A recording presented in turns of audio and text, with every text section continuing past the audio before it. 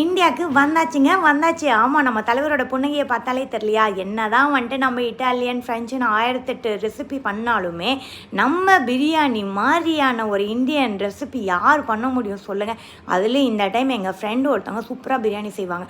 அவரோட பிரியாணியை சாப்பிட்டு வந்துட்டு அடுத்த நாள்லேருந்து எங்கள் தலைவருக்கு நானும் ஒரு பிரியாணி மாஸ்டர் ஆகணும் அப்படின்னு சொல்லிட்டு பயங்கரமாக இன்ஸ்பயர்ட் ஆகி பண்ண ஆரம்பிச்சிட்டாரு.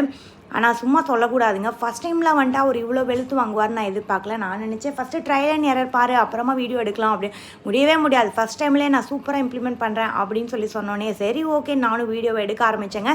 சூப்பராக ஃபைனலி அவுட்கம் வந்துட்டு இறக்குனதுக்கப்புறம் பார்த்தீங்கன்னு வச்சுக்கோங்களேன், கடை பிரியாணியே தோற்று போயிடும். அந்தளவுக்கு அதோட டெக்ஸ்சராக இருக்கட்டும், இல்லை வந்துட்டு அதோட வாசம் அண்டு அதோட டேஸ்ட்டு சொல்லவே முடியாதுங்க. அதுலேயும் அந்த கடைசியை பரிமாறி கொண்டு வந்து வச்சார் பாருங்கள். இந்த சென்னையில் ரோட்டு கடையில் பிரியாணி கடையில் கொடுத்தாங்கன்னா எப்படி இருக்குமோ, அடா பிரிச்சுட்டார்.